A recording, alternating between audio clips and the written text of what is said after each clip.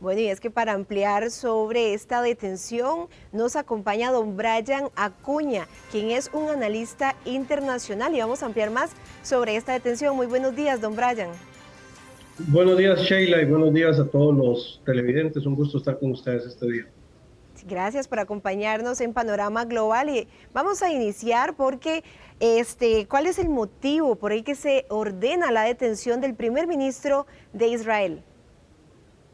Sí, bueno, la Corte Penal Internacional, que se maneja conforme al Estatuto de Roma, ha enviado una orden de captura que ya se venía, digamos, previendo desde meses atrás, ¿verdad? Que el fiscal Karim Khan había hecho una solicitud de detención tanto como para el exministro Galant y tres figuras importantes de Hamas, de las cuales al menos dos ya están fallecidos. Las acusaciones principalmente son basados en el principio de temas relacionados con crímenes de guerra, ¿verdad? Entre estos se habla de crímenes de utilizar el hambre como arma, bombardeos de manera indiscriminada, bueno, y otra serie de acusaciones que se hacen. El detalle tal vez curioso con respecto a la solicitud es que se están basando propiamente en un supuesto, todavía digamos no son elementos confirmados, pero a partir de eso pues se ha emitido digamos la orden de captura contra estas dos figuras israelíes y contra las figuras de Hamas que, como ya lo dijimos, al menos dos de tres están confirmados de su muerte, pero Mohamed Daif no aparece desde que se señala de que fue asesinado, por lo tanto, podríamos decir de que técnicamente solo está pesando la orden de captura sobre figuras israelíes. Don Brian, si nos puede indicar qué implica esta detención para Netanyahu políticamente a lo interno de Israel y también a lo externo. Yo creo que aquí principalmente el peso es externo, porque, bueno, la Corte Penal Internacional, que está ratificada por 124 estados del mundo, eventualmente puede forzar a Netanyahu que no se pueda mover alrededor de algunas partes importantes de todos los países que son adherientes, ¿verdad? Hay que entender de que hay países de un peso muy importante como Estados Unidos, China, Rusia, la propia India, que no son miembros de la Corte propiamente ni del Estatuto de Roma, y esto puede limitar un poco de que se pueda dar un proceso de detención, porque además la Corte como tal no cuenta con una policía mundial que pueda, digamos, ejecutar una orden de estas y que en muchas ocasiones también obedece un poco a la política de los países. De hecho, hay varias críticas que se hacen con respecto a las decisiones de la Corte. En primer lugar, pues se habla de que ha servido más como para juzgar ciudadanos africanos acusados de crímenes de lesa humanidad. Esto, además, digamos, del problema que tienen para poder hacer cumplir coercitivamente el mandato de la Corte, y por el otro lado que se le puede presionar desde el punto de vista político para evitar de que se lleguen, digamos, a consolidar o a ejecutar algunos actos de lo que puede estar ocurriendo. Un detalle tal vez asociado con lo interno es que uno de los elementos que puede la Corte hacer echar para atrás su decisión es el principio de complementariedad, que tiene que ver un poco con la parte legal de los países, y cuando se habla de una democracia firme o una democracia robusta o por lo menos institucionalmente fuerte, se le puede dar la capacidad al Estado propiamente de investigar en paralelo lo que esté ocurriendo, y eso podría evitar que eventualmente pues se incurra en un caso, digamos, contra las personas perseguidas o acusadas en este caso. Hay que comprender de que esto va a limitar mucho a Netanyahu externamente, pero posiblemente va a hacer movidas solo entre países con los cuales no vaya a tener ningún tipo de problema. Incluso el primer ministro húngaro, Víctor Orbán, ha dicho de que va a invitar a Netanyahu a visitar el país, puesto que ellos no se apegan a lo que la Corte está exigiendo en este caso con respecto a Israel. Y en algún momento un poco más atrás, el caso del presidente Bashir de Sudán, que se movilizó hacia Sudáfrica, pese a que Sudáfrica es un ratificante de la Corte, y esto pues de alguna manera nos señala lo politizado que está el tema. Don Brian, dicha orden puede afectar las operaciones militares en Medio Oriente. Esto con respecto al apoyo de sus aliados. Creo que lo que puede afectar es si eventualmente la orden proviene de la Corte Internacional de Justicia, la cual pues también tiene abierto un proceso debido a las acusaciones que ha hecho en su momento Sudáfrica y que se han adherido otros países, pero con respecto a lo que la Corte Penal Internacional está señalando, posiblemente pueda limitar tal vez que algunos países que también son adherientes, se han adherido, digamos, al Estatuto de Roma y a la Corte quieran limitar un poco la exportación de armas y un poco también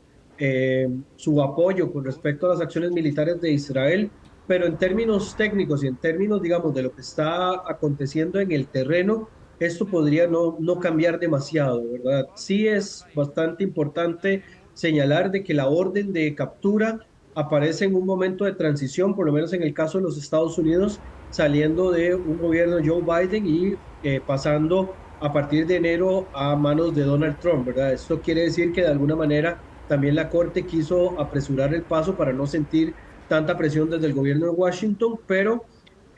para los efectos, para cuestiones prácticas, esto no va a cambiar demasiado. Sí hay que señalar de que por lo menos de los dos conflictos abiertos que tienen en estos momentos Israel, que es Gaza y que es Líbano, posiblemente ya Gaza pues vaya a entrar en un periodo de enfriamiento relativo hasta, digamos, un proceso de control temporal de algunas zonas militarmente hablando, y que el único que se mantenga caliente durante un tiempo adicional sea el caso del Líbano. Pero para efectos y basado, digamos, Sheila, la pregunta que me hiciste, va a ser muy poco los cambios que esto pueda generar, digamos, de una manera que sea impactante, por llamarlo de algún modo. Don Brian, y vemos que Estados Unidos dio a conocer que no apoya esta orden de detención y que esto sucede cuando los países adherentes a los organismos internacionales deciden no hacer caso a esta orden de detención. Bueno, Estados Unidos es uno de los países que no ratifica el Estatuto de Roma y que no es parte de la Corte Penal Internacional, ¿verdad? Aún así, una de las grandes razones quizás por las que el tema llama mucho la atención es porque las acusaciones tienen que ver con crímenes de lesa humanidad, ¿verdad? Que son crímenes universales, pero tanto Estados Unidos como otros países que no son adherentes, entre estos Rusia también, que tiene una orden de captura contra Putin, de alguna manera pues está también limitando un poco las acciones de la Corte porque sentarían un precedente bastante peligroso, principalmente en lo que se refiere al derecho de defensa que argumentan estos países en algunos casos como los que señalan de terrorismo, como el que ocurrió el 7 de octubre del año pasado. Don Brian, si podemos explicarle a las personas quién es Yoav Galán y quién era el militante de Hamas que Israel aseguró había eliminado tiempo atrás. En este caso, Yoav Galán fue el ministro de Defensa, una de las razones por la que está siendo involucrados, porque obviamente al ser él el encargado de toda la parte militar, era quien daba las órdenes, y el primer ministro como líder del país, ¿verdad? Era quien encabezaba o encabeza el gabinete de guerra. Por otro lado, Mohamed Deif era o es el líder del brazo militar de Hamas y una de las cabezas de la operación militar de Hamas contra Israel, el ataque terrorista del 7 de octubre del año anterior, y por estas razones, bajo, digamos, argumentos como ataques indiscriminados, también, digamos, en el caso de Israel, las acusaciones por el uso de los alimentos como arma de guerra, en algunos casos, que es lo que señalan, ¿verdad? No estoy diciendo que esto sea, sino que es lo que se señala, o en el caso de Hamas, el tema de la toma de secuestrados, que todavía algunos están bajo control en la franja de Gaza, ataques también contra posiciones civiles y asesinatos indiscriminados. Es por esta razón que quieren llevar también a miembros de Hamas frente a las autoridades internacionales. Desgraciadamente, acá también hay una asimetría en cuanto a los temas de responsabilidad, porque Galán y Netanyahu pues son líderes de un Estado consolidado e institucionalmente, digamos, más estructurado y más fácil de determinar. En el caso de Hamas, ahí estamos hablando de una organización un poco más dispersa, que cuando muere un líder lo que hacen es pues poner uno nuevo y sentar responsabilidades. Con este tipo de organizaciones es un poco más complicado, así como también es más complicado hacer un análisis militar en un enfrentamiento entre un ejército formal contra un grupo paramilitar o un grupo terrorista, como es el caso de Hamas. Entonces, es también bastante llamativo e incluso insultante de que se pongan en un mismo nivel a los líderes de un Estado democrático consolidado con los líderes de una organización que ni siquiera tienen un reconocimiento internacional, digamos, claro, porque el representante palestino por excelencia es la Autoridad Nacional Palestina y el presidente Abbas, que lidera en el otro sector de Palestina, que es Cisjordania. Por lo tanto, es bastante grave, digamos, que incluso la Corte quiera poner a un mismo nivel a Hamas que al Estado de Israel en este caso. Don Brian, y ya para finalizar, ¿qué podemos esperar de la relación entre Donald Trump y Benjamín Netanyahu y de las nuevas posiciones del gobierno estadounidense? ¿Serán mucho más favorables para Israel que la administración de Joe Biden? Como todo apunta de que sí, ¿verdad? Sin embargo, hay que entender de que estamos en un contexto diferente, estamos en un periodo con conflictos abiertos por parte de Israel, algo que no ocurría durante el primer mandato de Donald Trump. De hecho, recordemos que Donald Trump más bien fue gestor de que se llegaran a negociar procesos de establecimiento de relaciones, como lo fueron los acuerdos de Abraham. Se habla de que por lo menos para el tema del Líbano posiblemente haya mucha presión de una parte del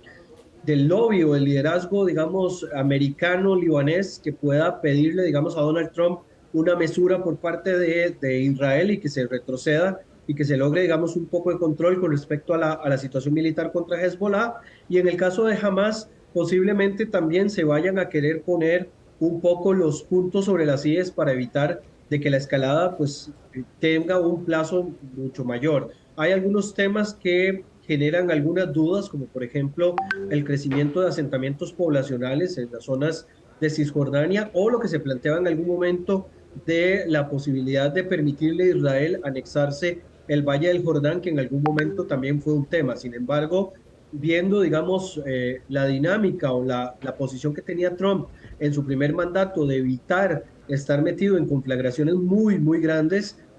posiblemente lo que busquen sean salidas un poco más consensuadas para evitar de que estas escaladas más bien se conviertan en una piedra en el zapato para sus intenciones desde el punto de vista político, ¿verdad? A largo plazo. Recordemos que Estados Unidos tiene que lidiar con temas internos bastante importantes en los próximos 4 años, pero que también tiene que pensar en su agenda internacional y todos los frentes que se han abierto durante el periodo de Biden, incluyendo el tema de Ucrania, la situación de las relaciones con China, Medio Oriente y demás, que definitivamente Donald Trump va a querer por lo menos bajarle un poco la intensidad a lo que ha ocurrido hasta el día de hoy. Don Brian, muchas gracias por su tiempo y por atendernos y ampliarnos sobre este tema de esta orden de captura contra el primer ministro de Israel. Muchas gracias, don Brian. Con mucho gusto, que esté muy bien. Hoy teníamos en pantalla a don Brian Acuña, quien es un analista internacional y siempre sobre este mismo tema.